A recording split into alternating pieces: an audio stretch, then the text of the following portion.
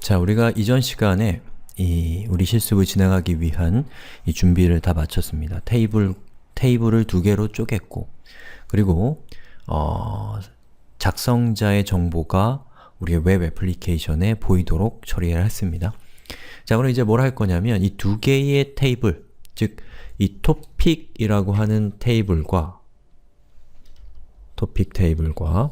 유저라는 이 두 개의 테이블을 결합해서 하나의 테이블로 만든 다음에 그 하나의 테이블을 가져와서 그 정보를 가공해서 웹페이지를 만드는 작업을 할 겁니다. 자, 그러기 위해서는 우리가 먼저 SQL문을 완성할 필요가 있겠죠. 우리 이전에 관계형 데이터베이스 이론 시간에 살펴봤던 내용이지만 한 번 더 확인해보고 넘어가겠습니다. 자, 그래서 우리가 하려는 것은 select, 조회이기 때문에 select로 시작을 합니다. 자, 그리고 여기에는 뭔가가 와야 되는데 그건 나중에 하고요. 자, from 뭘 할 거냐면 토픽 테이블과 그리고 여긴 나중에 올 거고 join, 뭐랑 join 하나요? 유저 테이블, 이 두 개의 테이블을 join을 할 건데 무엇을 기준으로 join을 할 거냐면 토픽 테이블을 기준으로 해서 join을 할 겁니다. 그렇기 때문에 토픽이 먼저 왔고 유저가 나중에 왔으니까 토픽이 왼쪽에 있죠? 바로 왼쪽을 기준으로 join을 한다 라는 뜻에서 left라고 하면 저 토픽 테이블을 기준으로 유저 테이블을 결합하겠다 라는 뜻이 됩니다. 자, 근데 그냥 기계적으로 결합하는 것은 의미가 없기 때문에 어떤 기준에 의해서 결합이 돼야 되는데 어떤 기준이냐면 토픽 테이블의 author의 값과 토픽 테이블의 author 값과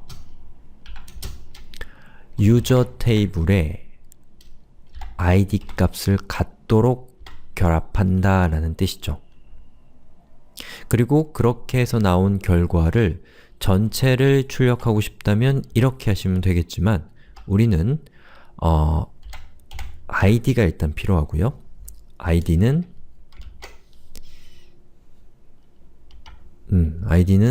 뭐 지금 당장은 필요 없을 수도 있는데 보통 id는 가져오는 게 좋습니다. 자, 그 다음에 여기 있는 이 타이틀, 저기서 타이틀을 쓰고 있기 때문에 여기서는 역시 마찬가지로 타이틀 정보가 필요하겠죠. 그리고 여기에 author를 가져오고 있기 때문에 author도 필요는 할 겁니다. 그 다음에 description 이라고 되어 있죠? description도 필요할 거예요. 이렇게. 자, 그런데 이렇게 한번 실행을 일단 시켜볼게요. 엔터를 쳤더니 에러가 띡 하고 납니다. 자, 이 에러의 의미는 뭐냐면 id라고 하는 컬럼이 ambiguous 라는 것은 애매하다. 얘가 우리가 가리키는 이 컬럼인 id가 정확하게 토픽의 id인지 유저의 id인지가 불분명하다 라는 뜻이에요. 그럼 어떻게 하면 되냐? 분명하게 바꿔주면 되죠. 자, 이렇게 해서 화살표 위로 가는 거 누르면 다시 명령 입력됩니다. 여기에다가 우리가 원하는 것은 토픽이다. topic.id 하면 토픽 테이블의 id란 뜻입니다. 그리고 엔터를 치면 뭐가 쭈루룩 올라가겠죠? 왜 이렇게 되겠어요? description이 너무 기니까 그런 거죠. 그러면 description만 일단 빼고서 한번 실행시켜 볼게요. 자, 이런 결과가 나옵니다. 정작 우리가 원하는 이름은 아직 나오지 않았지만 어쨌든 간에 join을 통해서 두 개의 테이블을 결합한 상태가 된 거죠. 자, description까지 복원해서 자, 이 명령을 이제 이 SQL문을 우리가 여기에다가 반영하면 되겠죠. 그리고 여기 있는 이 부분을 제가 빠뜨렸네요. 우리가 원하는 것은 id 값을 어떤 특정한 주어진 id 값에 대해서 한행을 가져오는 것이기 때문에 여기 있는 SQL문도 요 뒤에다가 where id 하면 애매하다고 그럴 테니까 topic id는 1이라고 하면 보시는 것처럼 지금 잘 안 보이는데 id 값이 topic의 id 값이 1인 행만 1인 정보만 가져온 게 되는 거죠.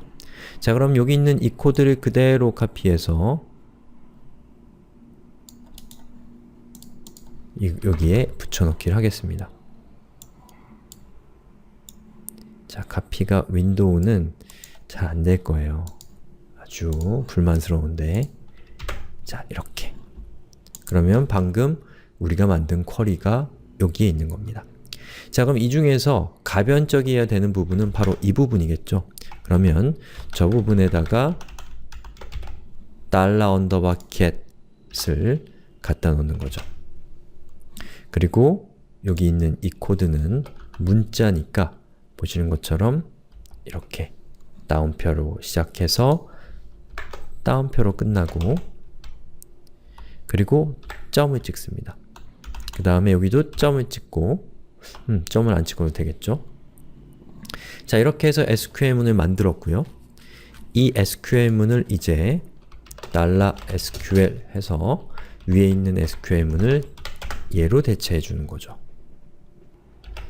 자, 그리고 잘 동작하는지를 확인해 보기 위해서 실행을 시켰을 때 아무런 변화가 없다면 잘 동작하고 있는 겁니다.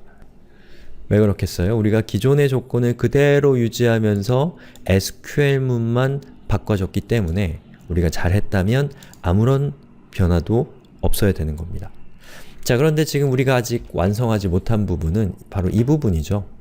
여기에 여기 있는 이 author 정보가 그대로 여기에 노출되고 있는데 이제 author는 더 이상 사용자의, 저자의 이름을 직접 담지 않고 그 저자의 이름에 대한 유저 테이블의 id 값을 담고 있는 녀석이잖아요.